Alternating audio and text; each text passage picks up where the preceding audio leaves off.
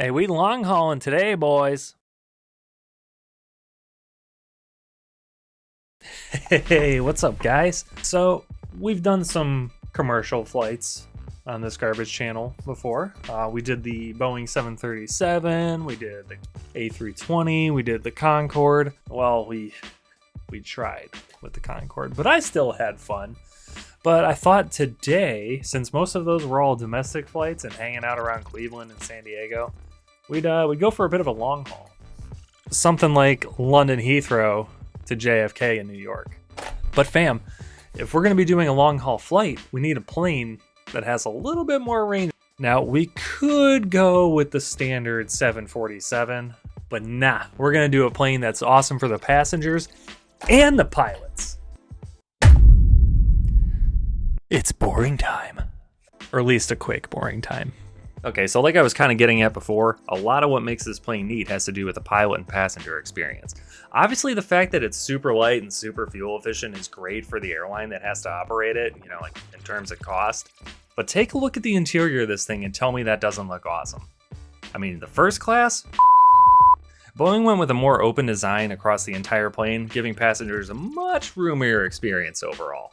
The arch ceilings are one way they pulled this off, and coupled with the new skylight style lighting scheme, you can tell how spacious it looks.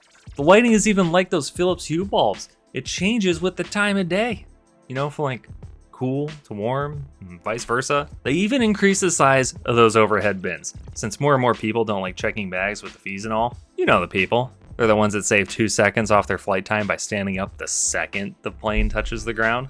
And apparently, when you open a bin, it lowers itself down, so it's easier to reach in and see. And then once you close it, it raises itself back up. Amazing. Another big thing is how this plane handles air circulation. On planes like your 737, 747, A320, your mom. Air circulation and air conditioning is provided by bleed air coming from the engines directly. But on this beast, air is drawn in directly from the outside of the aircraft and then fed to 4 electric air compressors. The cabin air compressors, and then those drive the AC in the plane. This means you get much better air quality if you're flying on this thing, and I'm sure any of you that have flown on other planes have noticed that the air just seems kind of, dry, stale, like you almost feel like you're getting it cold when you're flying. That makes the engines more efficient too, of course, which, saves costs for the airlines again. But don't worry, they won't lower those ticket prices. And then there's the windows. Window shades, f*** that. We can do better. These things are just straight up dimmable. Just full-blown tints at the push of a button. The future is here. We'll go over more of the neat cockpit features and everything once we're in the sim. And with that said, boring time is over. Let's get to it. Hey, all right. So we're on the ground here in London. That's the London Heathrow International Airport in our lovely 787. So we'll get the battery going. We'll get our APU going. Yeah, this is a lot like the 737, honestly. Not a whole lot's different in terms of procedure. Oh, that's not good. Yeah, there we go. Okay, so similar to the 737, what we're gonna do is we're actually gonna go to route, and we're just gonna hit request, and we're gonna load from SimBrief. Pretty sure that's 27, right? But we're just gonna call it left. Doesn't matter too much. And also, like the 737, we need to turn our IRS on and let that go. And while that aligns, let's go through our route and the legs page and clear up any discontinuity or anything that says vector. And we're good. So as soon as our IRS aligns, we will push back and get our engines started. And that'll get us our V speeds, much like the 737. We also want to keep our V2 speed in mind. We're gonna set our alt to 40,000 feet, our IAS to our V2 speed of 157. Since this is such a long flight, we're not gonna worry about our descent data until way later. You can also check out these beautiful screens with the airport layout and everything. Just so cool. All right, so what we're gonna do is I'm just gonna hit Shift P, and that means that guy should automatically push us back, and we'll get ready to start. Let's turn on our fuel pumps. No need to worry about our packs, it's automatically handled on this plane. And like we talked about in the boring time, it doesn't have traditional packs for air conditioning. With that said, engine 2 getting ready to roll. See that N2 climbing, and around 20 we can do that. All right, looking solid on engine 2. So let's get engine 1 going. These touchscreens just look so cool to me.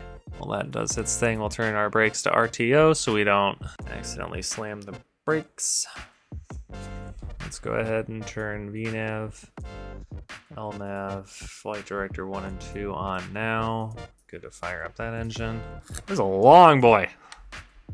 And I think we're ready to taxi. All right, let's get lined up on that incorrect runway. Looks like we got a slight crosswind. Nothing we can't handle. Cross track, brakes are RTO, Flight Director 1 and 2 on, auto throttle armed, LNav and VNav already set. Flight controls free and true. Looks stable to me. Send it!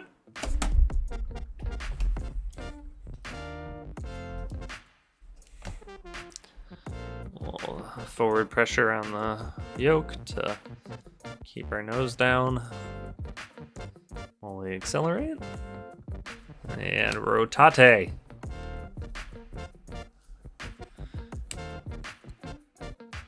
Positive rate, gear is coming up. All right, and autopilot. But we can see we got our throttle reference, or thrust reference, LNav and VNav speed all set. And we're well on our way to JFK in New York. Yeah, so just like every other plane we've flown now, we're gonna wait until we're on our top of climb. And actually, no, we're well after our top of climb. I'm gonna plug in our descent data, because we've got a long way to go. So yeah, now we just fly the flight plan over the ocean, and we got this lovely sunrise to keep us company.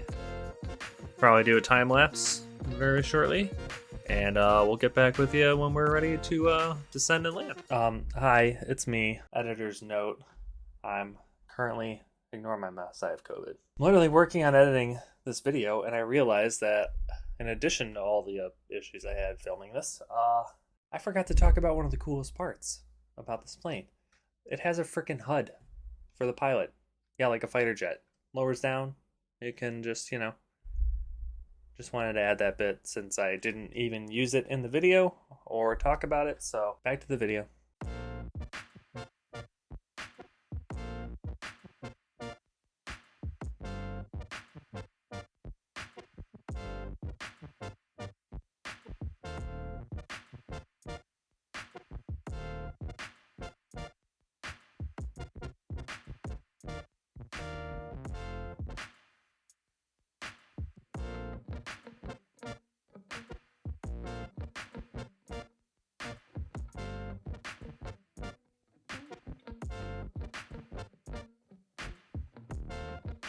Alright guys, so since the game crashed, I tried to do something here, and we're just gonna roll with it.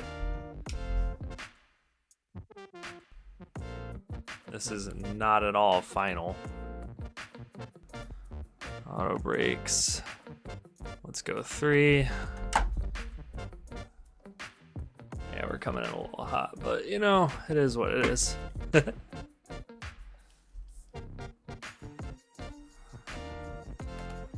Game didn't crash, I'd probably be a little bit more chill and relaxed and patient, but I'm not.